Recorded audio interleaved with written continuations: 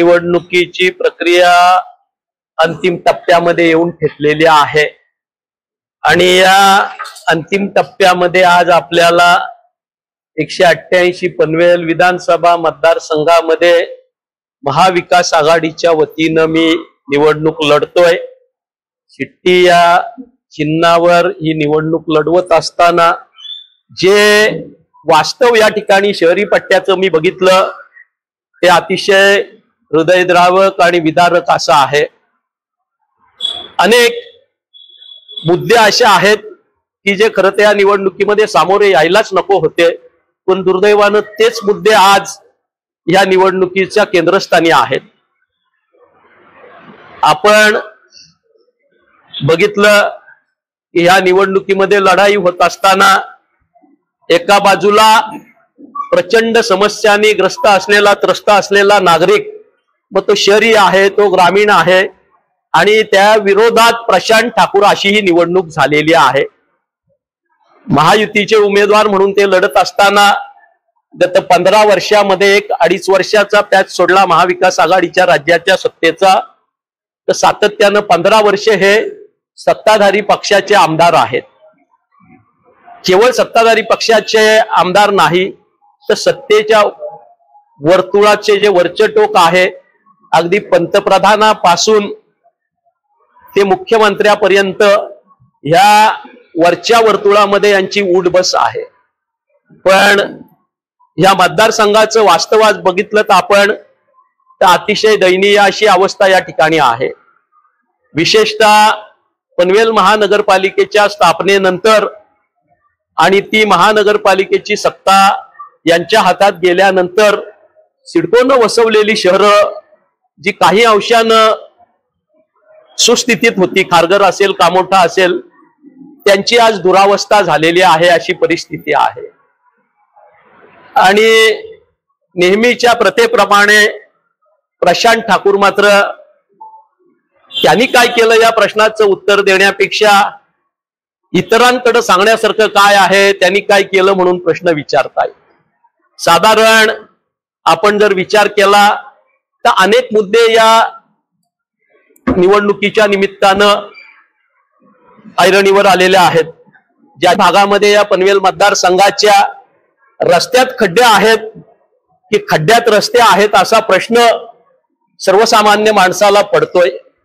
अनेक ठिकाणचे रस्ते हे अगदी व्हेंटिलेटरवर आहेत असं आपण म्हटलं तरी हरकत नाही। विशेषतः खारघर स्टेशनकडे जाणारा जे रस्ता आहे सबवेतून बेलपाडा गावासमोरचा, त्या रस्त्याची अवस्था इतकी दयनीय होती की आम्ही मंडळींनी मी साधारण 1.5 महिन्यापूर्वी दौरा सुरू केल्यानंतर आणि माझ्या काही सोशल मीडियावर व्हिडिओज आल्यानंतर तातडीनं त्या ठिकाणी रात्रीच्या पोटात खडी टाकून लादवालादवी करण्याचा प्रयत्न केला गेला। पण त्याच्यानंतरही तो रस्ता पुन्हा जैसे ते झाल्यानंतर आता पंतप्रधानाच्या दौऱ्याच्या पूर्वसंध्येला ह्या रस्त्याला पॅचेस मारलेले आहेत, रस्त्याला पॅचेस मारलेले आहेत, रस्ता बनवलेला नाही, पाणी नाही, रस्ते नाही। पण शहरातल्या कुठल्याही विभागात आपण गेलात तर आपल्याला सेवरेज लाईनची दुर्गंधी आणि त्या खराब पाण्यामध्ये पाय ठेवल्याशिवाय चालता येत नाही अशी परिस्थिती आहे। 15 वर्ष आमदार म्हणून काम करताना नागरिकांच्या अडीअडचणी काय आहेत, समस्या काय आहेत, गरजा काय आहेत ह्याच्या बाबतीत विचार करण्याचं साधं सौजन्यही प्रशांत ठाकूर यांनी दाखवलेलं नाही। आपण बघतोय की या शहराची लोकसंख्या वाढणार आहे हे सांगायला कोणा ज्योतिषाची गरज नाहीये। सिडको धडाधड प्लॉट विकते, त्या ठिकाणी इमारती होत आहेत, पण मतदारसंघाचा आमदार म्हणून ह्या सर्व जनतेला, येणाऱ्या सर्व लोकांना, एक्झिस्टिंग आपल्या जनतेला पाणी लागणार आहे त्याची व्यवस्था आपण करावी, काही रिसोर्सेस डेव्हलप करावं, हे मात्र प्रशांत ठाकूर यांना सुचलं नाही, वाटलं नाही। आणि आज भयानक अशा पाणी टंचाईमध्ये हा मतदारसंघ आहे। अवस्था पनवेलच्या डीएड कॉलेजची आहे, तीच अवस्था पनवेलच्या बीएड कॉलेजची आहे। या ठिकाणी काम बोलतंय मग 13 वर्ष एसटी स्टँड का होत नाही, काम बोलतंय तर प्रशासकीय भवन 11 वर्षात का होत नाही। काम बोलतंय तर डीएड कॉलेज का होत नाही, बीएड कॉलेज का होत नाही, याचं उत्तर प्रशांत ठाकूर यांनी पनवेलच्या जनतेला दिलं पाहिजे अशी माझी आजच्या ह्या पत्रकार परिषदेच्या माध्यमातून मागणी आहे. काम बोलतंय तर पंतप्रधानांना खारघरला रस्त्याचे पॅच होण्यासाठी काय यावं लागतंय ह्याचं उत्तर प्रशांत ठाकूर यांनी खारघरच्या जनतेला दिलं पाहिजे अशी माझी मागणी आहे. तळोजा MIDCच्या बगलेला असणारं पनवेलचं जे डम्पिंग ग्राउंड आहे त्या बाबतीत सातत्यानं प्रचार माध्यमातून प्रसार माध्यमातून हायटेक जाहिराती देणाऱ्या ह्या आमदारानं गेल्या 10 वर्षामध्ये हा कचऱ्याचा डोंगर वर वर का जातोय तो खाली दाबण्याचं कसं ते व्हिजन त्यांच्याकडे का नाही आणि या कचऱ्याच्या डोंगराचा वास त्याचा त्रास त्याच्यापासून घोंगावणाऱ्या माश्या त्या बाजूच्या 8 गावातल्या नागरिकांना का भोगाव्या लागतात आणि आरोग्यविषयक त्यांच्या अडचणी का येत आहेत याचं उत्तर त्या डम्पिंग ग्राउंडच्या आजूबाजूच्या नागरिकांना प्रशांत ठाकूर यांनी दिलं पाहिजे.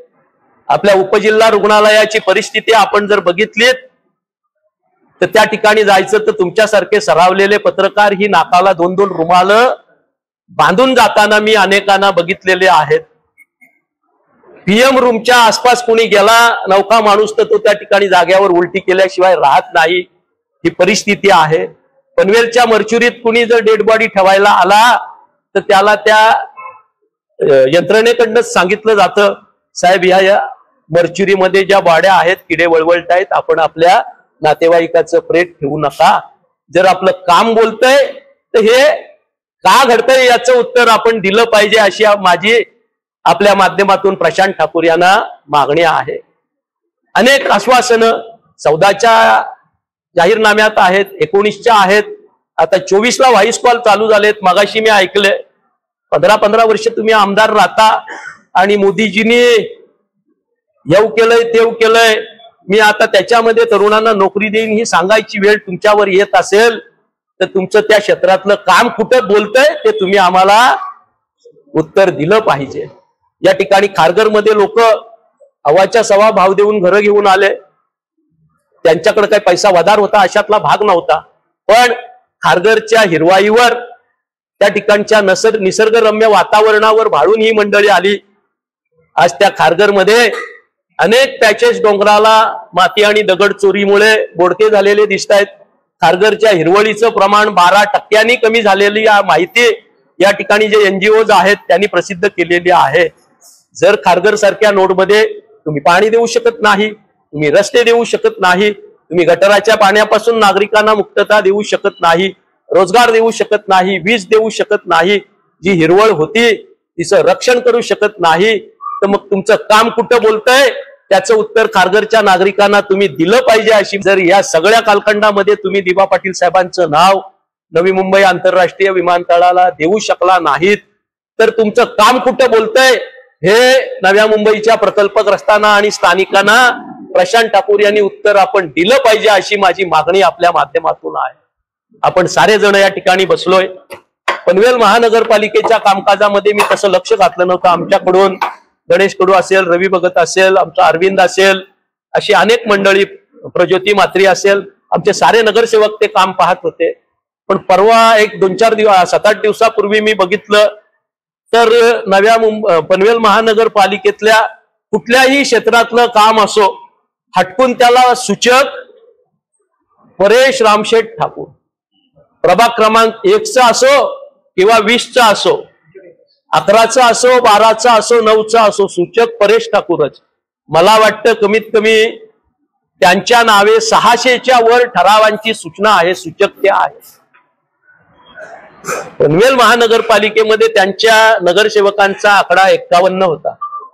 51 नगरसेवकामध्ये एकच नगरसेवक काम करत होता परेश रामशेठ ठाकूर की आणखी कुणी करत होते त्याचं उत्तर प्रशांत ठाकूर पनवेल महानगर वासियांना तुम्ही दिलं पाहिजे अशी माझी मागणी आहे.